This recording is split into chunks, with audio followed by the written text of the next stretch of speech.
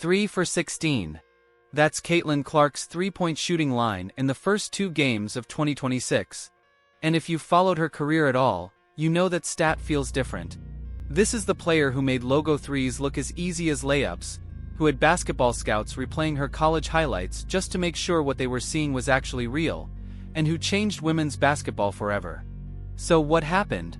Something shifted between the offseason and that opener against the Dallas Wings, and Clark finally broke her silence to explain exactly what's been going on. Why do you think Caitlin's three-point shot is struggling right now? Drop your thoughts in the comments below. There's a certain kind of silence that takes over an arena when Caitlin Clark misses a three. Not the usual reaction after a missed shot, but something closer to disbelief, like everyone needs a second for their brain to catch up with what they just saw. That silence showed up early in the game against the Dallas Wings, and by the third or fourth miss, it still hadn't disappeared. It just hung there. And anyone who has watched Caitlin Clark for more than 5 minutes understands why that feeling hit so hard. Because she usually makes those shots. She always has. Back in her college days at the University of Iowa, Clark knocked down 548 three-pointers, the all-time NCAA record. And many of those were not simple catch-and-shoot corner threes either. We are talking about long-range pull-ups with defenders in her face from distances NBA scouts rarely even see at the college level. Those same scouts reportedly went back and re-watched her film just to make sure what they were seeing was actually real. Then she entered the WNBA as a rookie and shot 34.4% from three, while attempting more deep shots per game than almost anyone else in the league. That percentage might sound average at first, until you consider the volume and the difficulty of those attempts. So when the 2026 season opened against the Dallas Wings and Clark finished just 2 for 9 from beyond the arc, the stat looked strange. Then came the game against the Los Angeles Sparks, where she went 1 for 7.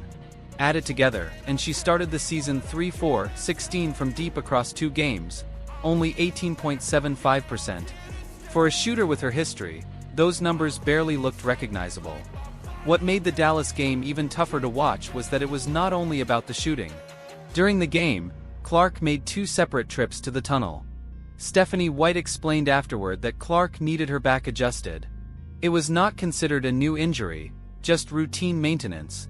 But even that wording raised concerns because it meant her back needed enough attention for her to leave the floor twice in the same game. Clark later admitted that playing 31 minutes against Dallas was the most basketball she had played in quite some time, and it placed real stress on her body. The back issue carried over from the offseason, and after the Sparks game, Clark spoke honestly about the mental side of it. She admitted she has been extremely cautious with certain movements, and said it will take time to overcome the mental hurdle of fully trusting her body again. This is not a normal shooting slump. This is a shooter who knows exactly how her jumper is supposed to feel, but cannot completely commit to the mechanics because somewhere in the back of her mind, her body is still trying to protect itself. There are other factors underneath all of this as well. The 2026 season has brought more physical defense and tighter officiating. Both forces Clark to adjust her release point and footwork, which slowly chips away at the muscle memory that normally makes those deep threes automatic. Some analysts have also questioned whether Stephanie White's offensive system is affecting the timing of Clark's touches, because if she is not receiving the ball in her preferred spots and rhythm, even a healthy Clark can struggle from long range. None of these are excuses. They are simply the real conditions she is dealing with right now. And there is a massive difference between a broken shot and a shot that is simply waiting for the body to catch up. What makes this even more frustrating is that Clark says she can still feel the shot. That means the frustration is not confusion. It is patience. And every miss during that process happens in front of sold-out crowds. When a shooter goes cold, people naturally focus only on the three-point line and ignore everything else happening on the court. With Clark, that would be a mistake because there is much more going on than the box score immediately shows. Through the first 2 games, she is still averaging more than 20 points and 8 assists per game. She scored 20 points against Dallas despite shooting 2 for 9 from 3, then followed it up with 24 points and 9 assists against the Sparks while shooting 9 for 17 overall from the field. The scoring never disappeared. It simply found another way to attack. And that path goes straight downhill toward the basket. Caitlin Clark has been attacking the paint, drawing fouls and finishing at the rim. And the statistic that completely changes the way you view her game right now is her 2-point field goal percentage, which has been above 80% through the first 2 games of the season, placing her among the league leaders. Think about that for a moment. She is shooting over 80% on 2-point attempts while also averaging 8 assists per game, and people are still calling this a slump. Lisa Leslie addressed this directly, and she did not soften her opinion. Her point was simple. When a player is converting more than 80% of her 2-point shots, you cannot judge her entire performance based only on the 3-point line. That level of efficiency inside the arc forces defenses into impossible situations. Defensive rotations begin to collapse. Help defenders are forced to commit. And once they commit, open kick-out opportunities appear for everyone else on the floor. Teams simply cannot handle that kind of pressure and still stay organized defensively. Against the Los Angeles Sparks, Clark repeatedly saw multiple defenders collapsing onto Aaliyah Boston whenever she drove into the lane. That tells you exactly how much attention Clark's downhill attacks are demanding right now. Boston is receiving the ball in ideal scoring positions because Clark drags 2, or sometimes 3 defenders toward her every time she attacks the paint.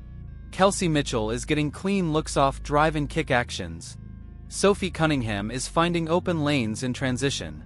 The Indiana Fever offense is creating quality shots, and it is happening because Clark stopped standing near the logo waiting for her 3-point rhythm to return, and instead began attacking defenders directly. The behind-the-back assist Clark delivered to Maya Hines-Allen during the Dallas game quickly went viral, and for good reason.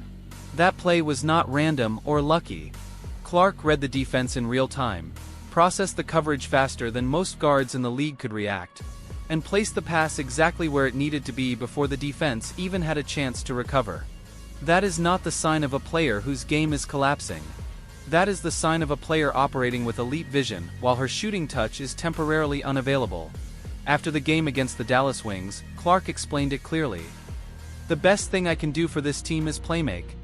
That was not an excuse or a fallback comment. She meant it as a direct explanation of how she plans to keep the offense moving while the 3-point shot works its way back. And through 2 games, the numbers support exactly what she is saying. What Clark is doing right now is running a version of her game that no longer depends entirely on the logo 3-pointer to succeed. And the Fever offense is still producing because of it. Boston, Mitchell, Lexi Hull, Cunningham, and Natasha Howard are all receiving legitimate scoring opportunities because of the pressure Clark creates when she attacks and distributes the ball. So this is not simply the story of one superstar struggling through a shooting slump. The entire Indiana Fever roster is benefiting from the adjustments Caitlin Clark is making every single night. And she is doing all of this while shooting above 80% on 2-point attempts, which means defenses still do not have a clean answer for her, even without the 3-point shot fully working. After the game against the Los Angeles Sparks, Clark spoke openly with reporters and did not avoid the conversation. No cliches. No generic, "we just have to keep working" answers. She directly addressed the back issue, describing it as both a physical and mental hurdle, and admitted that learning to trust her body again is not something that happens overnight. It comes through repetition, game reps, and time, and she fully understands that. Then she shifted the entire discussion when she explained that her shot actually feels good and that it feels right there. Think about what that means. That is not a player who believes her mechanics are broken, or that her form suddenly disappeared during the offseason. That is a shooter who knows exactly how the release is supposed to feel, who can sense the shot being close, and who is still watching the ball refuse to fall consistently. For shooters, that is one of the strangest and most frustrating situations possible, because the problem is not uncertainty. She knows the shot is there. She is simply waiting for her body to completely get out of its own way. Clark also made it clear that she is not sitting around waiting for the 3-point shot to magically return before impacting games. She talked about getting downhill into the paint, drawing fouls, finishing at the rim, and then reading whatever the defense gives her afterward. Against the Sparks, she noticed multiple defenders collapsing onto Aaliyah Boston every time Boston rolled toward the basket. So Clark adjusted by attacking the defense differently, hunting for spray-out passes to weak-side shooters, and letting the offense flow from the pressure her drives created. Instead of standing near the logo and forcing difficult shots that were not available, Clark pointed out something else that matters. her speed and explosiveness feel noticeably better this season compared to last year. Getting downhill is coming easier now. And that changes everything. When Clark attacks the paint with that kind of burst, defenses are forced into impossible choices on every possession. Either they give up an easy finish at the rim, or they leave a teammate open on the perimeter. Ironically, the aggressive downhill style she is using to compensate for the missing three-point shot is probably the exact thing that will make those threes easier once they start falling again. The mental aspect of this situation is very real, and Clark has not minimized it. Her body went through a significant back issue, and every time she lines up for a deep three-pointer, there is still a layer of hesitation underneath the mechanics that did not exist before the injury. It is not necessarily fear. It is her body continuing to recalibrate and relearn what movements it can fully trust again. And that is not something confidence alone can instantly solve. Stephanie White and the Fever coaching staff appear to understand that as well. They are carefully managing Clark's workload, avoiding unnecessary stress on her back, and approaching the situation patiently rather than trying to force her into full-speed basketball. Only 2 games into the season, Clark's own approach has remained simple. Keep attacking, keep creating opportunities, and avoid chasing the three-point shot by forcing contested long-range attempts before the rhythm naturally returns. "I haven't let that bother my mind," she told reporters, adding that, "they're going to go down as long as we're taking the ones that we're supposed to." That mindset matters because she is not panicking or forcing the issue. She is trusting her preparation, trusting the process, and trusting that the shot will eventually return on its own, rather than trying to hunt it desperately. And while waiting for that to happen, she is still averaging more than 20 points and 8 assists per game. 3 for 16 from beyond the arc. Yet she is still averaging over 20 points and 8 assists and shooting above 80% on 2-point attempts. That single statistic, 3-4-16 from 3, is the only thing keeping her overall numbers from already sounding like an MVP-level season. And realistically, it probably will not stay that low for long. Clark's career three-point percentage in the WNBA sits around 34%. If you apply that average to the 16 three-point attempts she has already taken this season, she likely makes 5 or 6 of them instead of only 3. Add those extra points onto both her personal scoring totals and the Fever's overall offense, and the numbers begin climbing quickly. She is already producing at a high level despite an unusually poor shooting stretch. So imagine what the stat sheet looks like once even a few more of those shots begin falling consistently again. Right now, defenses are still comfortable sagging off Clark slightly on the perimeter, and teams are taking advantage of that whenever possible. The Sparks spent much of the game clogging the paint, and Clark immediately recognized it afterward, noting that 3 defenders were collapsing onto Boston every time she rolled toward the basket. That is exactly what happens when teams stop fearing the three-point shot. Defenses pack the paint, cut off driving lanes, and challenge Caitlin Clark to beat them from the outside. But the moment Clark starts knocking down those logo threes anywhere close to her normal percentage, that entire defensive strategy collapses. You simply cannot sag off a career 34% three-point shooter and expect to survive the consequences. And once defenders are forced to close out aggressively on Clark at the perimeter, the driving lanes she is already attacking become even more dangerous. More blow-bys.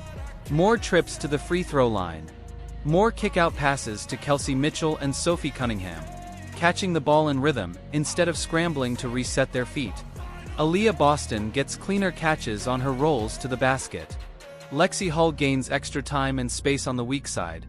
The Indiana Fever offense is already functioning effectively, but there is still another level it cannot fully reach while defenses continue treating Clark's perimeter shooting as something they can live with. Analysts who have studied every minute of these first 2 games are still projecting 2026 as a potential MVP season for Clark. And the reason is simple. A player averaging over 20 points and 8 assists while her best defensive weapon is temporarily struggling is demonstrating something many one-dimensional scorers cannot.